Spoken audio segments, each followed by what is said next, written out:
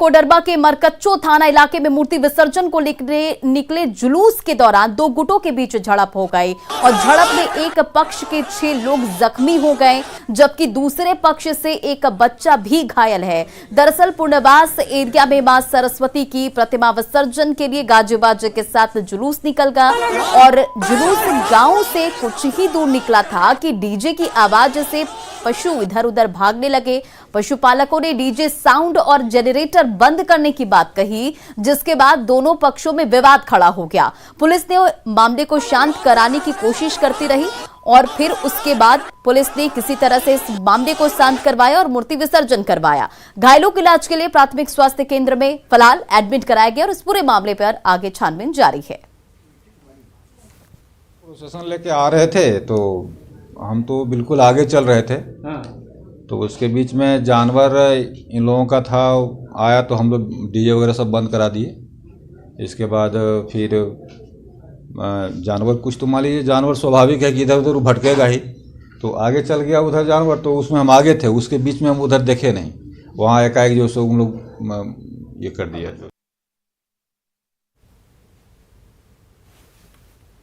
तो कोडरमा से आपको ये खबर बता रहे हैं, जहां प्रतिमा विसर्जन के दौरान दो गुटों में झड़प हुई, वो तस्वीरें आपके सामने।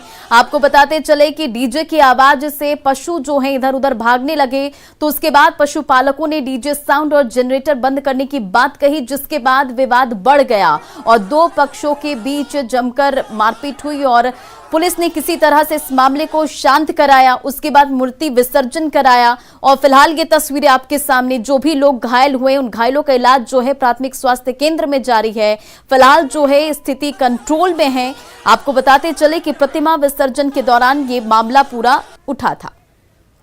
और इस पर अधिक जानकारी के साथ कोडरमा से हमारे संवाददाता रितेश लोहानी इस वक्त फोन लाइन पर जुड़ गए। रितेश, इस पूरे मामले में अभी क्या कुछ जानकारी निकलकर सामने आ रही है?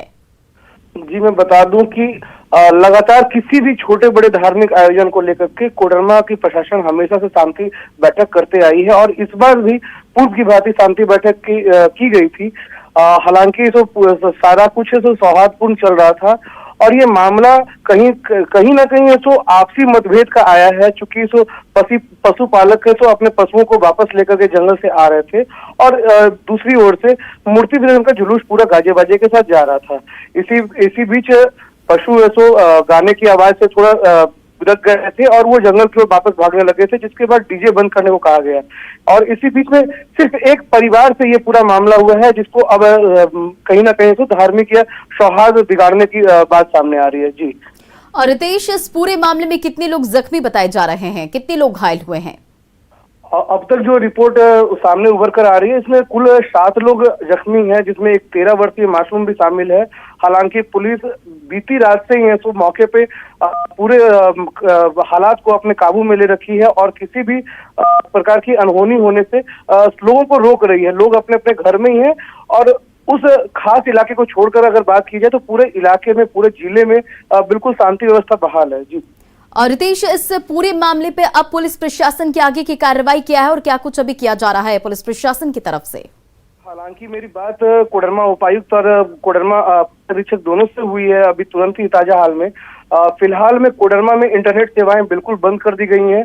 किसी प्रकार से किसी भी नेटवर्क की तो कोई भी इंटरनेट सेवा नहीं चल रही है, लेकिन फिर भी एहतियातन के तौर पर लगातार मौके पर ऐसे पुलिस और प्रशासन के बड़े आला अधिकारी भी ऐसे वहां जा रहे हैं, मॉनिटरिंग कर रहे हैं, कैंपिंग कर रहे हैं और किसी भी दुर्घटना को तुरंत उन्होंने थाना पदाधिकारी को निर्देश दिया है कि वो तुरंत ही ऐसे जिला मुख्यालय को इस बात पे खबर करे कि क्या कुछ वहां की अपडेट है। जी, चलिए, इन तमाम जानकारियों के लिए बहुत बहुत शुक्रिया। और इस वक्त हमारे साथ बीजेपी के प्रदेश अध्यक्ष दीपक प्रकाश हमारे साथ फोन लाइन पर जुड़ गए हैं। बहुत बहुत स्वागत है दीपक जी आपका न्यूज 18 बिहार झारखंड पर। देखिए, प्रतिमा विसर्जन के दौरान ये विवाद और कई लोग घायल बताए जा रहे हैं, क्या कुछ आप इसकी प्रतिक्रिया आपकी? देखिए, पूरी तरह से राज्य की सरकार की प्रशासनिक व्यवस्था विफल हो चुकी है। प्रशासन नाम की कोई चीज वहां नहीं है और इसका मूल कारण है कि सत्ता चलाने वाले मुख्यमंत्री और सरकार के सभी जो प्रशासनिक पदाधिकारी हैं, इनके काम करने की जो शैली है वह लोक हित पर नहीं है, लोक के हित पर केंद्रित नहीं है और पूरी तरह से कानून व्यवस्था, प्रशासनिक व्यवस्था लचर है और इसके कारण आज सरकार का प्रशासनिक और पुलिस प्रशासन पर नियंत्रण नहीं है और जनता का भी विश्वास अब पुलिस प्रशासन और प्रशासन पर उठ चुका है, सत्ता पर उठ चुका है। पूरी तरह से जंगल राज की ओर बढ़ रहा है, पूरा प्रदेश अराजकता की ओर बढ़ रहा है और आज जनता की कर्तव्य विमूढ़ बनकर बैठी हुई है। जी देखिए, मामला इतना बढ़ गया दीपक जी कि कई जिलों के जो है इंटरनेट सेवा बंद कर दी गई है। आप कहीं ना कहीं सरकार पर निशाना साध रहे हैं और पुलिस प्रशासन पर भी आप सवाल उठा रहे हैं। देखिए, कुल मिलाकर मैं आपको बताऊं, राज्य की सरकार चलाने वाले लोगों की इच्छा शक्ति का अभाव है। काम करने का तरीका और कार्य पद्धति ही प्रश्न चिन्ह खड़ा हो चुका है। कल घटना घटी है, अपराधियों पर नियंत्रण और अपराधियों को धर पकड़ ना करते हुए इंटरनेट की सेवा को बंद करना इस बात का द्योतक है कि राज्य की सरकार के हाथ में अब कुछ नहीं है। जनता भगवान भरोसे बैठी हुई है और जनता आज कोई घटना घटती है, आज थाने में अगर कोई घटना घटती है उस किसी थाने के अंतर्गत, तो उसको मुकदमे दर्ज कराने में भी पैरवी की जरूरत पड़ती है और भगवान भरोसे थाने चल रहे, पुलिस प्रशासन चल रहा है। दीपक जी, कहीं ना कहीं आप ये कह रहे हैं कि पुलिस प्रशासन की इसमें भारी लापरवाही है। तौर पे मैं कह रहा हूं, राज्य की सरकार की लापरवाही है, मुख्यमंत्री जी की लापरवाही है। अगर उनके मन में थोड़ा भी दर्द होता जनता के प्रति, कानून व्यवस्था को ठीक करने के लिए, तो आज थाने वहां नहीं दिखते, वहां थाने दिख रहे हैं। वहां की थाने की थानेदारी के पोस्टिंग के लिए वहां पर ट्रांसफर नीलामी हो रही है, नीलामी हो रही है, थाने की नीलामी होती है। और मैं आपको बताता हूं, बरही जो क्षेत्र है वो बॉर्डर इलाका है, वहां पर कई प्रकार के पशु तस्करी की घटनाएं लगातार घटती रही हैं वहां पर, और वहां पर एक ऐसे थानेदार को बैठा देना जो जिसकी पृष्ठभूमि ही भ्रष्टाचार से लिप्त रहा है जी। ये कुल मिलाकर के राज्य आज केवल वहां पर पैसे कमाने की एक मशीनरी बनी हुई है। ऐसा राज्य कभी नहीं देखा था। हम लोगों ने लालू यादव के शासनकाल में भी संघर्ष किया, जगन्नाथ मिश्र के शासनकाल में भी संघर्ष किया, लेकिन ये पहली सरकार है जो केवल और केवल आर्थिक चीजों की उगाही करने का स्रोत बन चुकी है।